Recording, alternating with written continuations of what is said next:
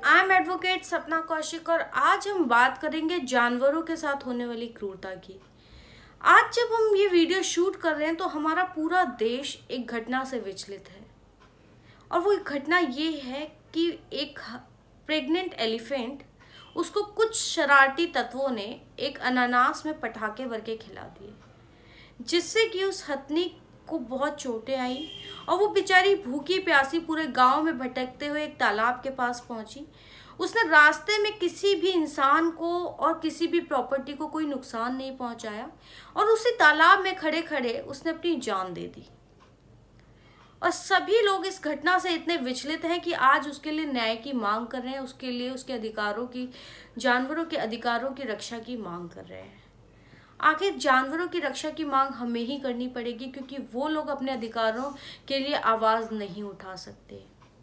महात्मा गांधी ने कहा था कि अगर आपको किसी देश की महानता जाननी है, वहां के लोगों की महानता जाननी है, तो आपको उसके लिए ये देखना होगा कि उस देश में जानवरों के साथ कैसा बर्ताव किया जाता है, कैसा व्यवहार किया जाता है।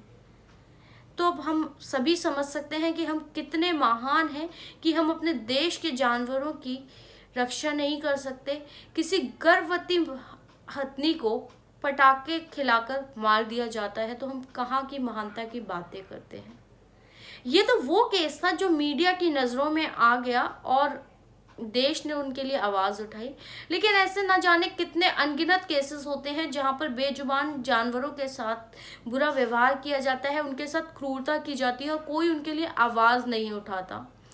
कभी कई लोग आवाज़ उठाते नहीं है। ज़्यादातर केसेस में ऐसा होता है कि लोगों को बुरा तो लगता है लेकिन वो उनके लिए क्या कर सकते हैं उन्हें ये नहीं पता होता, क्योंकि उन्हें ये नहीं पता कि इंडियन कॉन्स्टिट्यूशन ने, भारतीय संविधान ने आर्टिकल 51A में हर भारतीय नागरिक को ये जिम्मेदारी दी है कि ये हर भारतीय नागरिक का दायित्व है कि वो अपने आसपास के एनवायरनमेंट को, वाइल्ड लाइफ को प्रोटेक्ट करे, अपने आसपास के एनिमल्स को प्रोटेक्ट करे। ये हर भारतीय नागरिक को जिम्मेदारी दी है जो कि भारतीय संविधान ने दी है।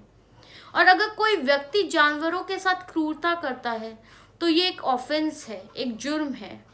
ये section 428 429 of IPC, Indian penal code के अंतर्गत भी जुर्म है। ये वाइल्ड लाइफ एक्ट 1972 के अंदर भी जुर्म है और ये the prevention of cruelty to animal act 1960 के अंदर भी एक जुर्म है। तो आज के वीडियो में हम बात करेंगे कि अगर कोई व्यक्ति ऐसा जुर्म करता है, किसी जानवर के साथ क्रूरता करता है, तो उसे कितनी सजा हो सकती है मैक्सिमम, और उसके अगेंस्ट कहाँ कंप्लेंट की जा सकती है। तो सबसे पहले जानते हैं कि क्रूरता क्या होती है। क्रूरता की जो डेफिनेशन वो section 11 of the prevention of cruelty to animal act 1960 में डिफाइन की गई है।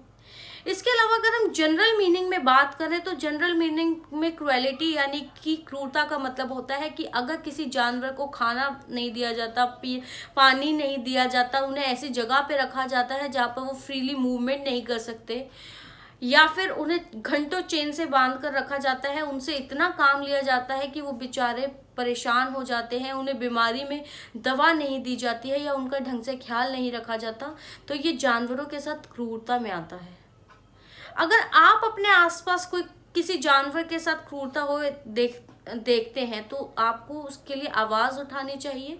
उन जो व्यक्ति उनके साथ क्रूरता कर रहा है उसके अगेंस्ट कंप्लेंट करनी चाहिए। वाइल्ड लाइफ एक्ट 1972 में अगर कोई ऑफेंस होता है तो उसमें मैक्सिमम सज़ा 7 साल तक की हो सकती है या 25,000 रुपये का जुर्माना, या फिर दोनों लगाया जा सकता है। इसके अलावा अगर the prevention of cruelty act to animal में अगर कुछ ऐसा होता है, कोई जुर्म होता है, तो उसमें मैक्सिमम 3 महीने तक की सज़ा दी जा सकती है। इसके अलावा अगर कोई जुर्म सेक्शन 428 आईपीसी में कवर होता है तो उसमें मैक्सिमम 2 साल की सज़ा, और अगर सेक्शन 429 में कवर होता है तो उसमें 5 साल तक की सज़ा दी जा सकती है। इसमें ज़्यादातर ऑफेंसेस कॉग्निजेबल होते हैं, यानी कि उनमें बेल लेना इतना आसान नहीं होता। कॉग्निजेबल ऑफेंस होते हैं, उनमें एफआईआर करवाई जा सकती है। पुलिस को उन केसेस में, कॉग्निजेबल ऑफेंसेस में एफआईआर करना मैंडेटरी होता है, इसलिए आप बहुत आसानी से उसमें एफआईआर करवा सकते हैं।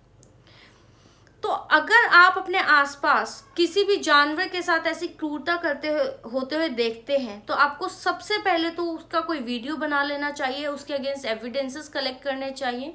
उसके बाद आप किसी भी लोकल पुलिस स्टेशन में जाकर एफआईआर करवा सकते हैं, और अगर पुलिस ऑफिसर एफआईआर करने से मना करता है तो आप उनके उच्च अधिकारियों को कंप्लेंट कर सकते हैं, या फिर 156(3) सीआरपीसी के अंतर्गत मजिस्ट्रेट को भी कंप्लेंट कर सकते हैं। इसके बारे में अगर पुलिस एफआईआर ना करे तो उसके क्या प्रोसेस होता है, आप कैसे एफआईआर करवा सकते हैं, उसके लिए एक डिटेल्ड वीडियो हमारे चैनल पर है, आप वो देख सकते हैं। इसके अलावा अगर एफआईआर करवाने के अलावा आपको एनजीओज जैसे कि पेटा वगैरह को भी इन्फॉर्म करना चाहिए। वो आपकी कानूनी कार्रवाई करवाने में मदद करती है। इसके अलावा अगर कोई दूसरा डिपार्टमेंट भी इन्वॉल्व है तो आपको उनको भी कंप्लेंट करनी चाहिए। जैसे कि अगर कोई वाइल्ड लाइफ का है, जैसे कि इस केस में उस गर्भवती हथनी को पटाखों भरा अनानास खिला दिया, तो इसमें फॉरेस्ट ऑफिसर्स को, जो कि आप अपने स्टेट की फॉरेस्ट डिपार्टमेंट की साइट पर इजीली कंप्लेंट कर सकते हैं, वहाँ कंप्लेंट करनी चाहिए। या फिर अगर आप देखते हैं कि किसी रास्ते में किसी जानवर को मारा पीटा जा रहा है, किसी कुत्ते को मारा पीटा जा रहा है, या किसी बिल्ली या किसी ऐसे पेट एनिमल के साथ कोई दुर्व्यवहार हो रहा है, उनके साथ क्रूरता हो रही है, तो आप उनके फेवर में कंप्लेंट कर सकते हैं, एफआईआर करवा सकते हैं, या फिर आप 100 नंबर पर भी कॉल कर सकते हैं।